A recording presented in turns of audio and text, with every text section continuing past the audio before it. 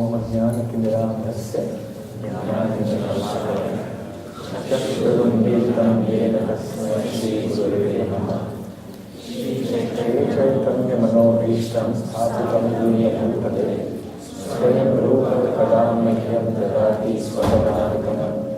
वन्देऽहं श्रीगुरुं श्रीयुतपदकमलं श्रीगुरुं वैष्णवांश्च श्रीरूपं साग्रजातं सहगणरघुनाथान्वितं सजीवं साद्वैतं सावधूतं परिजनसहितं कृष्णचैतन्यदेवं श्रीराधाकृष्णपादां सहगणललिता श्रीविशाखान्वितांश्च नमो विष्णुपादाय कृष्णप्रेष्ठाय भूतले श्रीमते भक्तिवेदान्तस्वामिनिधि नमः।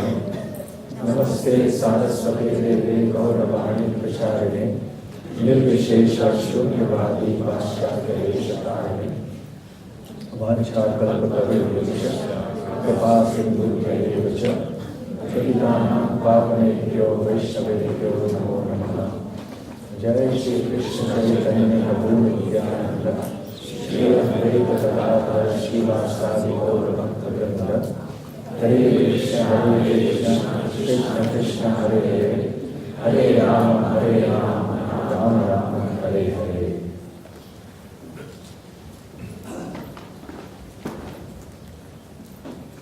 So thank you very much for coming back for this last evening session. We were speaking about Satyam Bruyat, Priyam Bruyat.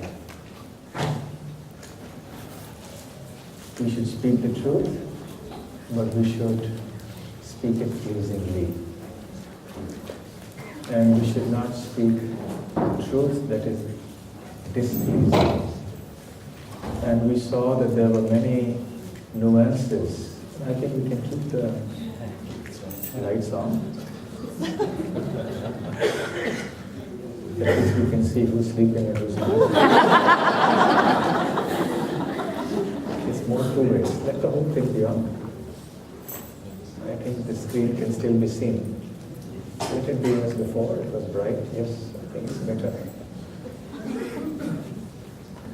Can it be a little brighter? Can it be a little brighter?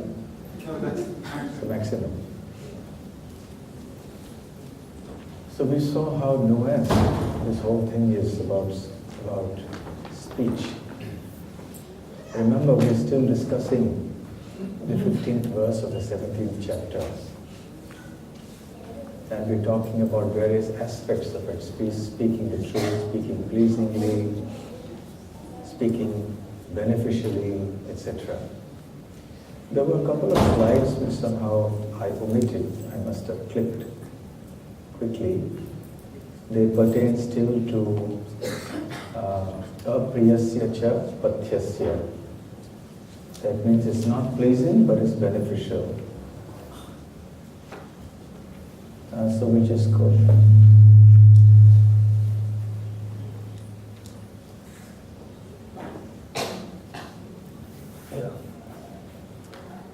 So coming back to Vidura and Dhritarashtra, we'll just have two more verses before we move on. Dhritarashtra, as you know, was in great anxiety and distress. And he had a lot of faith in Vidura. So he asked him, what may be done by a person who is sleepless and burning with anxieties? And that was his condition. So he used to go to Vidura for these counseling sessions, psychotherapy. The great devotees like Vidura are great psychotherapists. Arjuna also went through the psychotherapy session, and that's what the Bhagavad Gita is all about. But it's different from the normal psychotherapy sessions because this brings us to the highest point of spiritual understanding. And Vidura replies, even if unasked, one should speak truly. Whether one's words be good or bad, hateful or pleasing, unto him whose defeat he does not wish. Vidura, being a great devotee, was a well-wisher.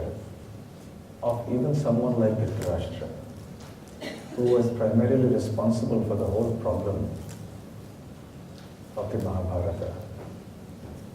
But still Vidura was thinking, how can I help my brother? So he said, this is the obligation of every civilized person, even if unasked, one should speak truly. And especially unto him whose defeat he does not wish. That means it's someone you care for, someone you love or like.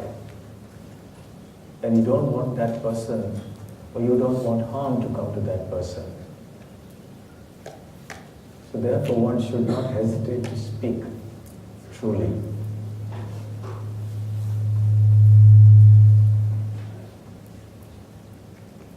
Then there's another Sanskrit proverb. Are these coming up on the screen? Yes? Yes. There's a Sanskrit proverb. In Sanskrit, the proverbs are called, anyone knows? What are proverbs called in Sanskrit? Subhashitas, yes. Su and Bhashita. Bhashita means a saying, Su means good. A good proverb.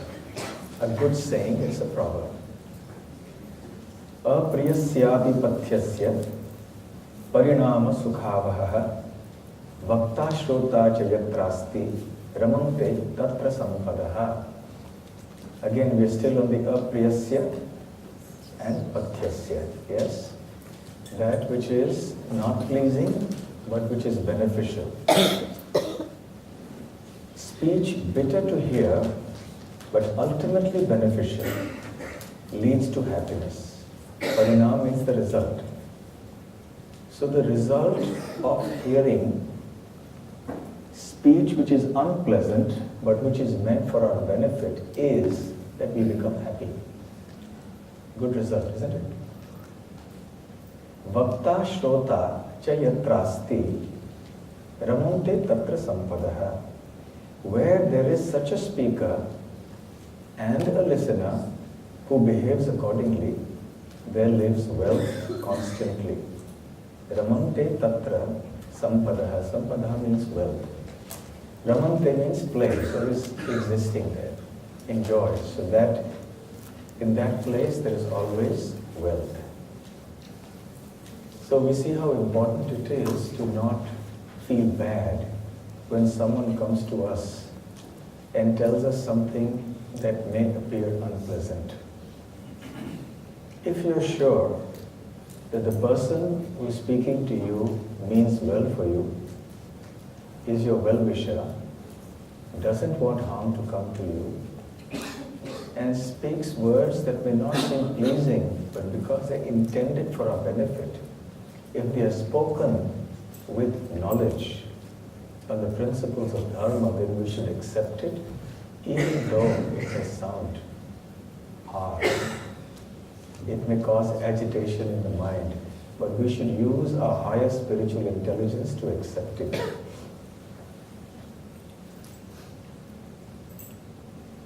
Okay. Then we spoke about Satyam Bruyat, Priyam Bruyat. Now, coming back to the Satyam Bruyat, Priyam Bruyat principle. What are the factors to be considered in speaking the truth? Purpose, what is spoken, and how it is spoken. But before we come to that, there are some preliminary factors which have to be got out of the way before we can even come to these 3 points.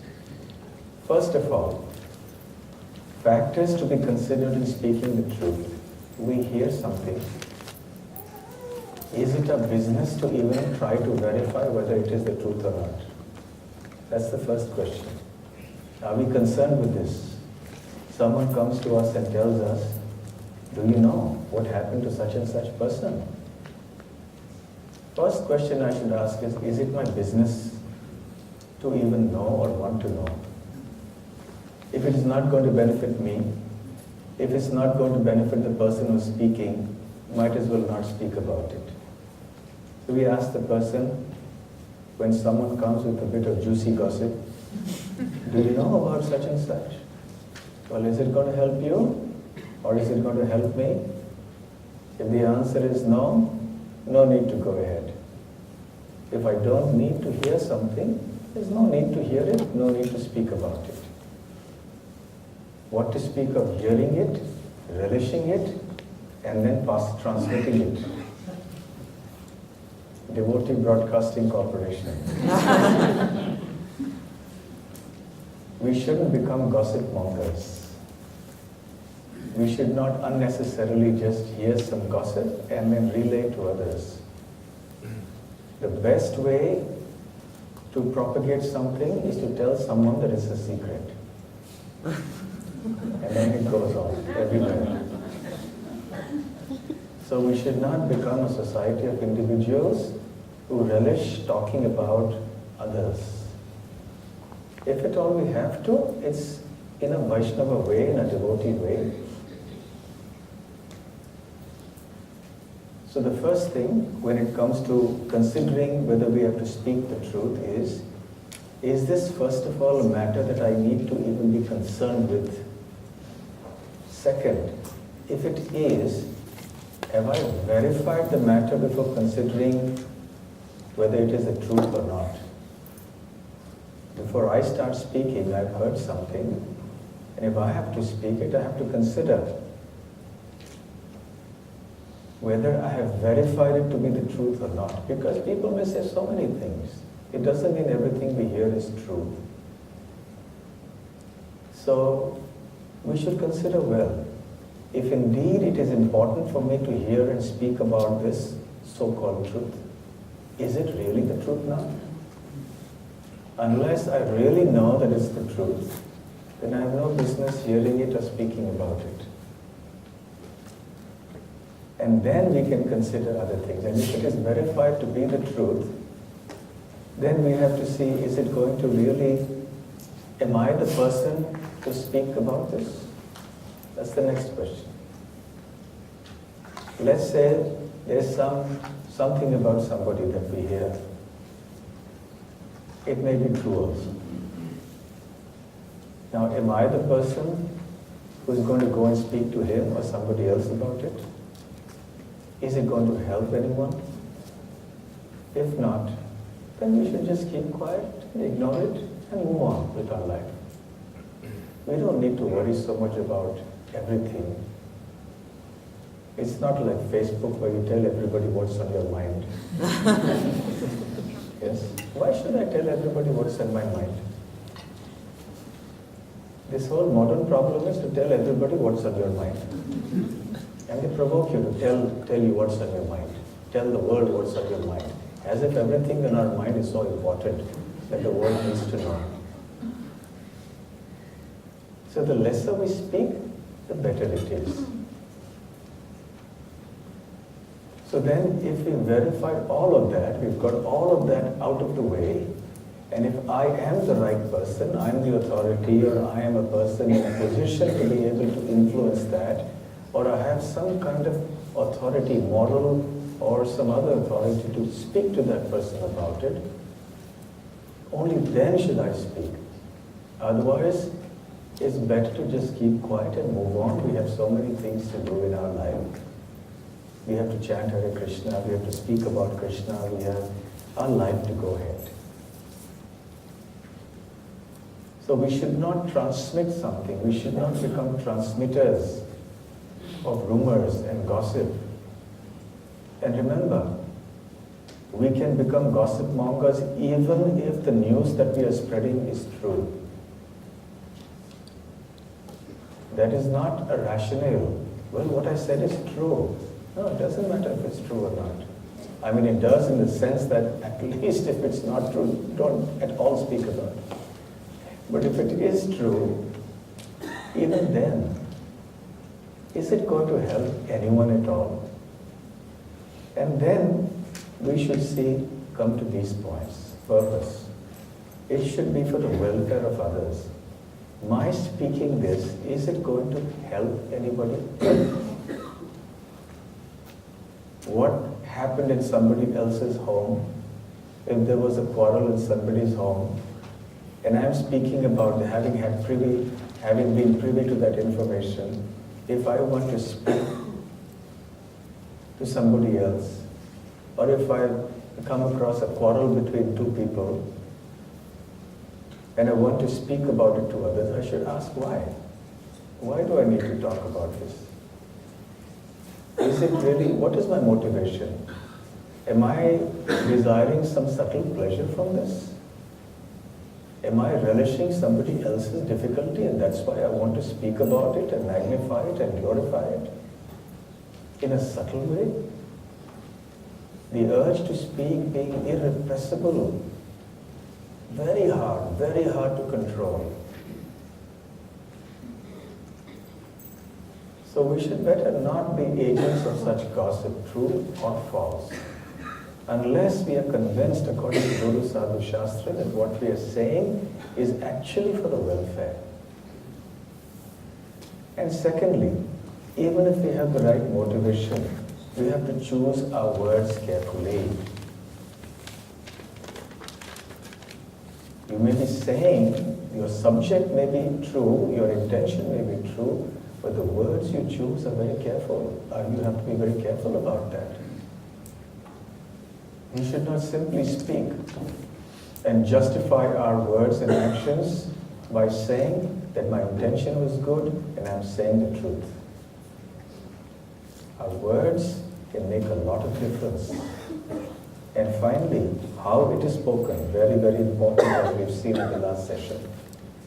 It should be spoken kindly and pleasingly. So these are different considerations of speaking the truth. And now I'll come to another interesting point, which we will discuss through some stories in past times.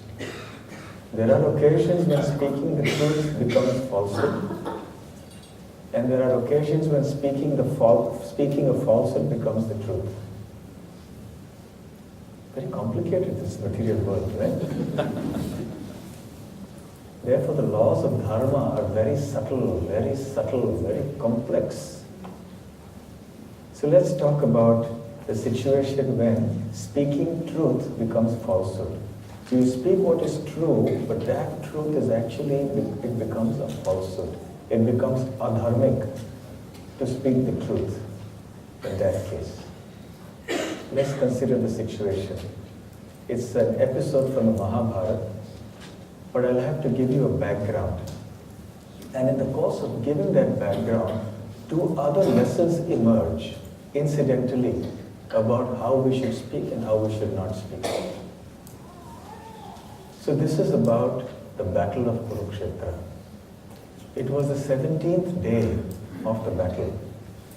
Karna was fighting ferociously, and he was engaged in battle with Yudhishthir Maharaj. He was much better than Yudhishthir in warfare. So he injured Yudhishthir and defeated him completely. But Karna had made a promise to his mother Kunti that he would not kill any of her sons. You will remember from your hearing and reading of Mahabharata that before the battle began, Kunti called Karna to a solitary place and revealed the truth to him. What was the truth? That she was his real mother. Karna was shocked. And then she said, I want a favor from you, a promise from you, that you may fight in the battle. She actually asked him not to fight. And then he said, I have to keep my word to Duryodhana. I am bound to him in gratitude for what he has done for me. So she said, all right, at least promise me that you will not kill any of the 5 Pandavas. So he agreed. Therefore, even though he overcame Yudhishthir in battle, he didn't kill him. And Yudhishthir had to be taken away from the battle injured, with his pride gravely hurt. For a Kshatriya to be defeated in battle and to be carried away can be very painful, more painful than the physical pain of the arrows and bullets or whatever it may be. So Yudhishthir Maharaj was taken away to the tents, and Arjuna was fighting with certain groups of warriors called the Samsaptakas, and he heard this news about Yudhishthir having been injured, so he became very anxious. And he stopped his battle there, and he went up to Bhima and said, "This is what has happened. Can you please go to the tent and find out how our elder brother is?" And Bhima said, "No, I cannot leave the battlefield midway and go away like this. That is not in keeping with my principles. So you will have to go. Meanwhile, the people you're fighting with, the Samsaptakas, I will fight with them and destroy them. Don't worry." So Arjuna left the battlefield and went to the tents where Yudhishthir Maharaj was. Yudhishthir was very pleased to see Arjuna because he thought that Arjuna has come to give me the good news that he has killed Karna. But Karna was very much alive. Arjuna had come only to inquire about Yudhishthir's well-being because he knew Yudhishthir was injured. So when he entered, Yudhishthir asked him, "So is Karna dead? Have you killed him? Have you overcome him in battle?"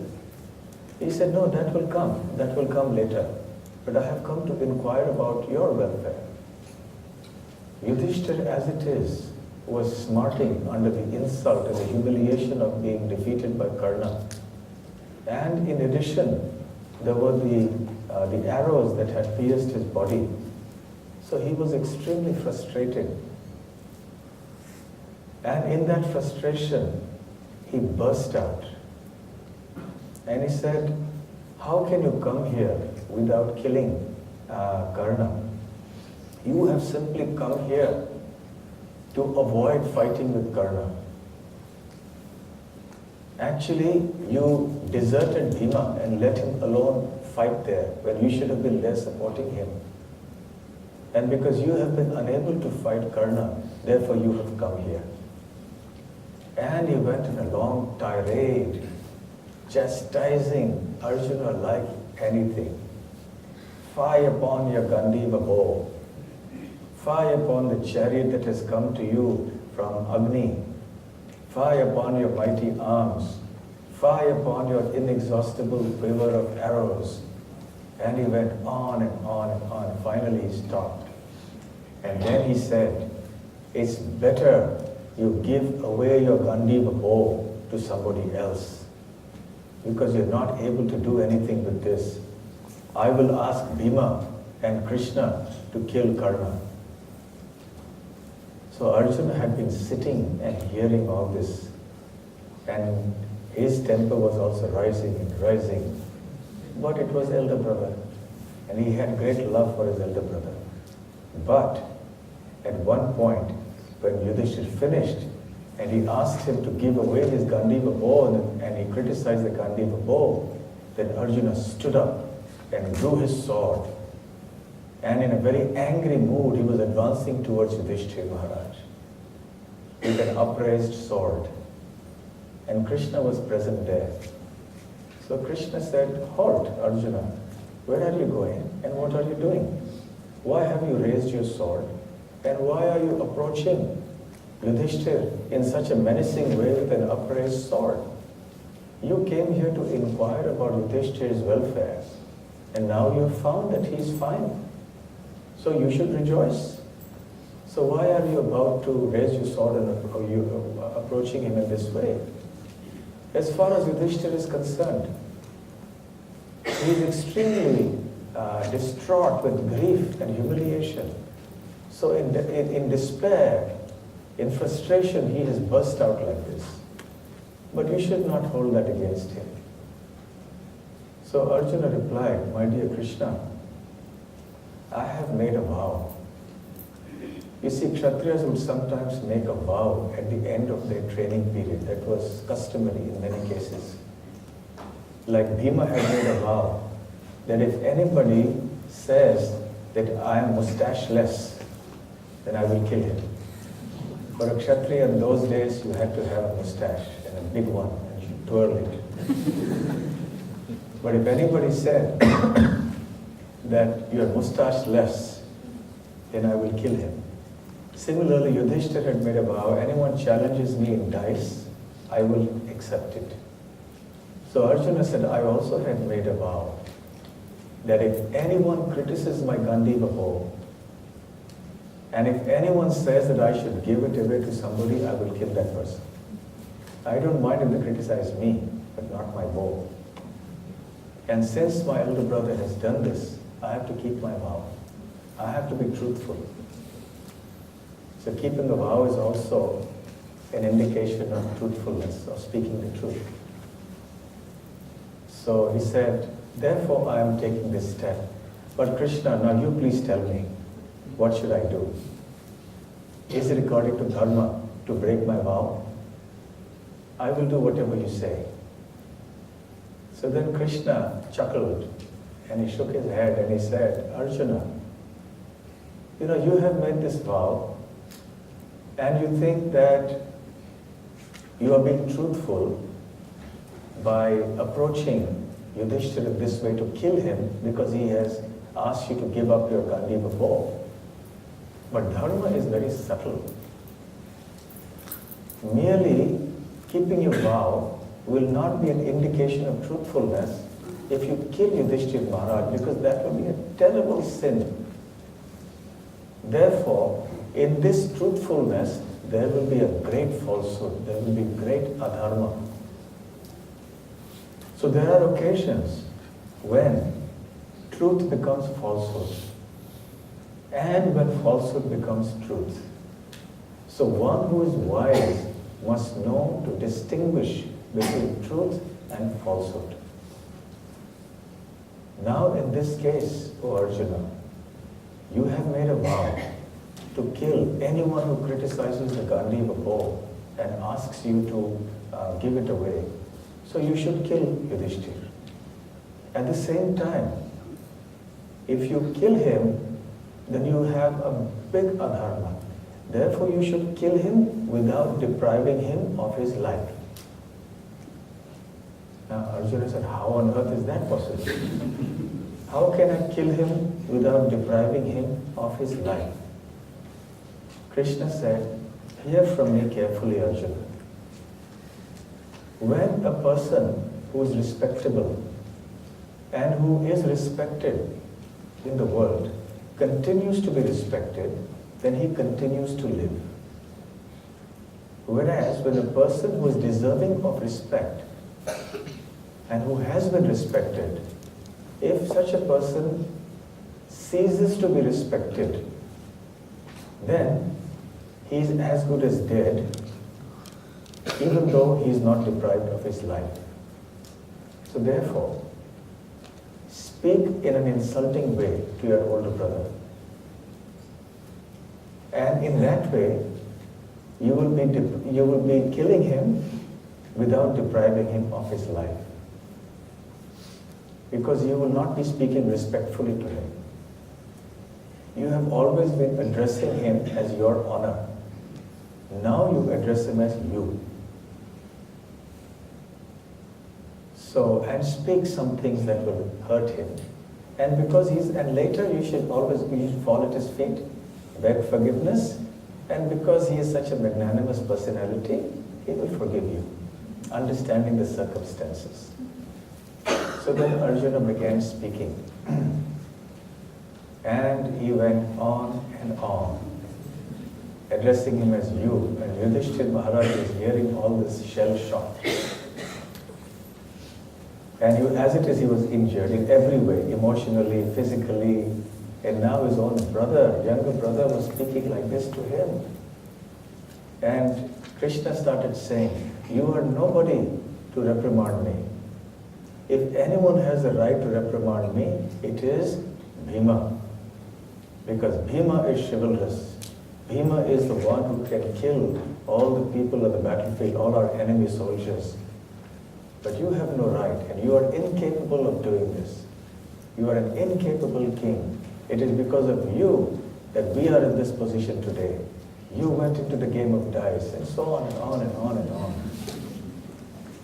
And when he finished, Arjuna practically collapsed.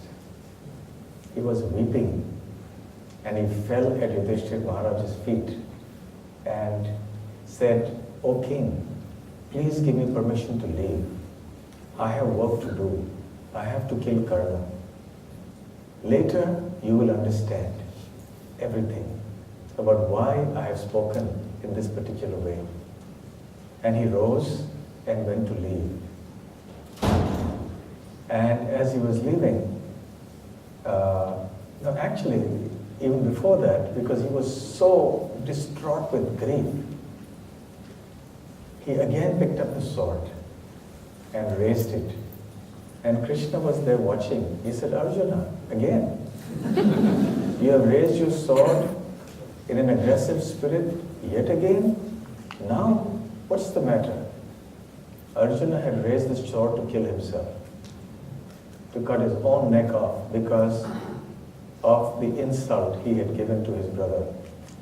He had kept his vow. He had been truthful in his speech.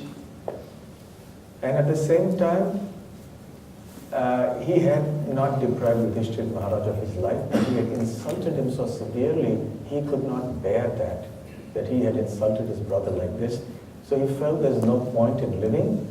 I do not deserve to live. I want to commit to kill myself. So Krishna said, "Hold on, calm down." He said, "If you do that, you will go to a more terrible hell than you would have had you killed Yudhishthira in the first place. So you can't do that." So then Arjuna said, "Now what's the way out?" He said, "I'll tell you another way."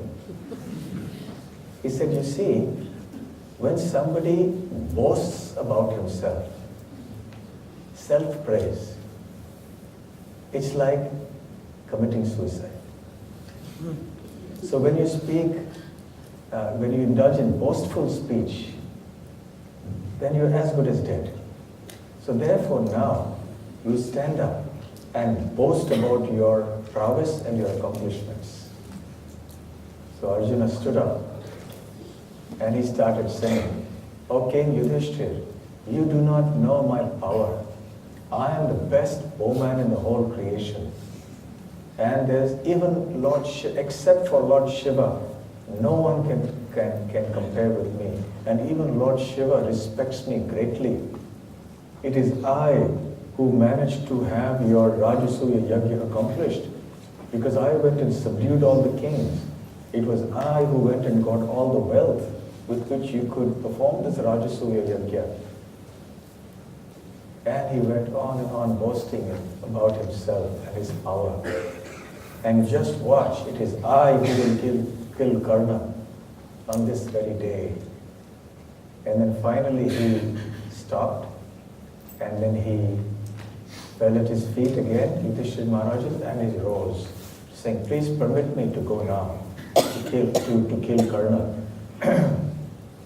At that time, Yudhishthira Maharaj was in no mood to live. Having been so severely insulted, he told Krishna, "I don't care if Karna lives or dies or anything happens. After having been insulted like this, who will care to live? So for me, the only option is to leave. I will go to the forest. I will become a mendicant." And he rose to go. And then Krishna embraced Yudhishthira Maharaj and said, No, you should not do this." And then Arjuna and Yudhishthira Maharaj, after Krishna had explained the whole situation, Arjuna and Yudhishthira Maharaj, they embraced each other and began to weep. And it went on for a long time. They were in embrace, weeping. Finally, they got control of themselves. And then Arjuna left. And Yudhishthira Maharaj was pacified. And Arjuna was pacified. The lessons from this story, which are incidental to the main lesson I was going to come to, is that number one, boastful speech is like suicide. And disrespecting others, and especially our elders, is like murder. Now these are things we do practically on a daily basis in the everyday world. It's so casual, disrespecting somebody, especially our seniors, or even boasting about our own accomplishments. So the Mahabharata gives us such valuable tips on how we should live and act and speak in this world. Let's do simple things. Boasting is suicide, and disrespecting others, and especially our elders, is like murder. So we commit suicide and murder many times over. So many times in our daily activities.